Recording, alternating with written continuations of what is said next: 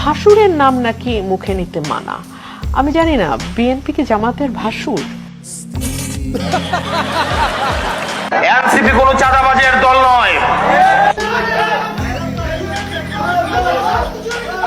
আমাদের একজন সহকর্মীর চাঁদাবাজি আমরা খবর পেয়েছি। হ্যালো বন্ধুরা, আজ আপনি এমন কিছু ফানি ক্লিপ দেখতে চলেছেন যা দেখার পর আপনি না এসে থাকতে পারবেন না। তাহলে আর দেরি কেন, চলুন শুরু করা যাক। এই সময় কম, শুরু করো। গুলশানে যে ধরা পড়ছে সে আমাদের এনসিপির নেতা। আমি বকে দিয়েছি, বলেছে আর করবে না। চাঁদাবাজ হোক বা যাই হোক, ওরা তো আমাদেরই সন্তান। তাহলে স্যার, দেশে তো আরো চোর বাটপার ও চাঁদাবাজ আছে, তাদেরও কিছু বলার দরকার নেই, তারা তো আমাদের দেশেরই জনগণ।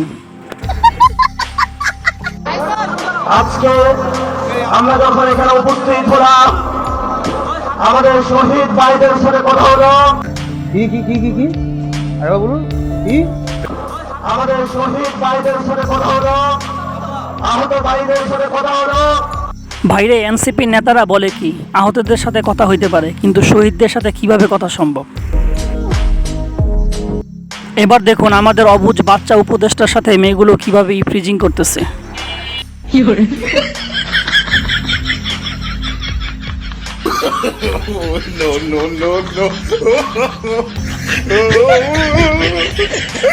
বিয়ের পর অ্যাডলফ খান কি এখনো প্রেমের অফার পায় কিনা? প্রতিদিন পাই প্রচুর প্রেমের অফার।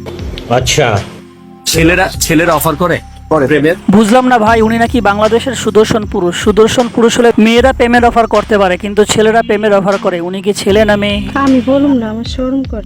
ওই দেখো অবস্থা, খালি মুহের মধ্যে মেকআপ করলে হইব, প্যান্টেরও তো একটা বেল্ট লাগাইতে হইব, প্যান্ট তোরা টানাটানি করতেছে। আর উনি হচ্ছে সুদর্শন পুরুষের একটা অ্যাওয়ার্ড পাইছে। বিশ্বাস করেন, আমি আজকে জানলাম উনি যে একজন পুরুষ।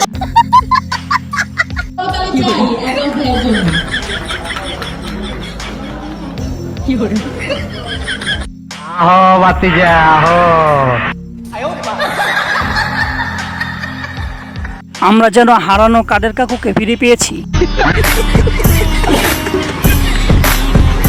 ভাইরে, ভারতে নাকি শিয়ালের উপদ্রব খুব বেড়ে গেছে। বিশ্বাস না হলে এই ভিডিওটি দেখুন।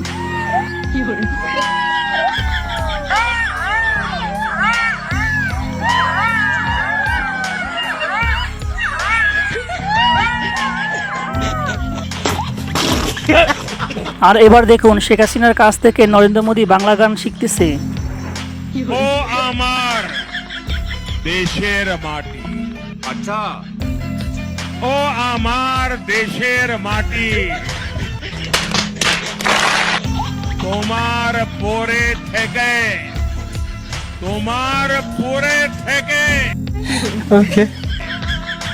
মাথা তোমাতে।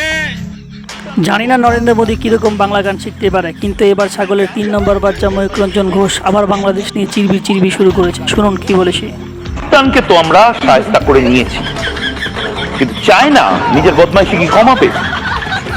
চায়না যে কাজটা করছে এই মুহূর্তে, সেটা হলো ভারতকে চাপে রাখার চেষ্টা।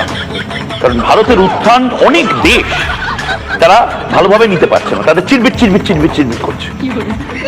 চায়নার পাশাপাশি আরেকটা দেশ, যে দেশটা কনস্ট্যান্ট ক্রমাগত সমস্যা ক্রিয়েট করে চলেছে, তা হলো বাংলাদেশ। মানে এই ছাগলের বাচ্চা যতই যাই বলুক না কেন, বাংলাদেশের গোয়ার মধ্যে আঙ্গুল ঢুকে একটু গু চেক করতে হবে। বাংলাদেশকে শান্তিতে থাকতে দেবে না। বাংলাদেশ শান্তিতে থাকলে মনে হয় আর মাথার ভিতর চিরবি শুরু হয়ে যায়।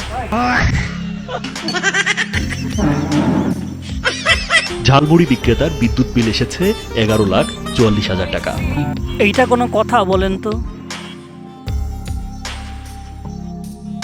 অস্বাভাবিক এই বিদ্যুৎ বিল পাওয়ার পর ভয়ে গা ঢাকা দিয়েছেন তিনি।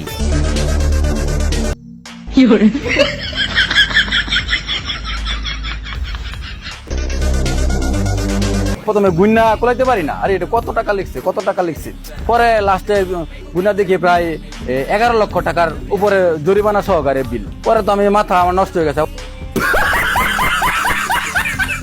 জামারে বললাম এরম ঘটনা তোমার তো বিল আছে, ও ভাই আমি আর ওই বাড়িতে যাইবো না, আমি আইসি 11 লক্ষ টাকা করতে পরিশোধ করবো। আমি তো মনে করি যদি বাংলা ভাষায় কথা বলার জন্য কেউ বাংলাদেশি হয়।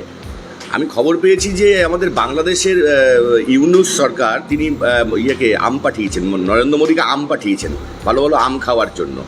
এখন উনি হয়তো বাংলাদেশির বাংলা বলার জন্য চেষ্টা করছেন, কারণ আমরা যারা বাংলায় কথা বলি তাদের টান একরকম থাকে, বাংলাদেশিদের যারা কথা বলে তারা যে বাংলা ভাষায় কথা বলে তাদের টান একরকম থাকে। তো বাংলায় কথা বললে যদি বাংলাদেশি হয়, আমি মনে করি যে এই ভারতবর্ষের প্রধানমন্ত্রী তিনি অরিজিনালি বাংলাদেশি।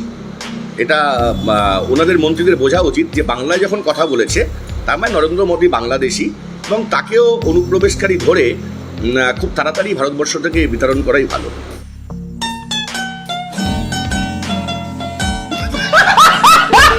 তো বন্ধুরা, আজকের মতো ভিডিওটি এখানেই শেষ করলাম। ভিডিওটি ভালো লাগলে চ্যানেলটি সাবস্ক্রাইব করে পাশে থাকতে ভুলবেন না। ধন্যবাদ।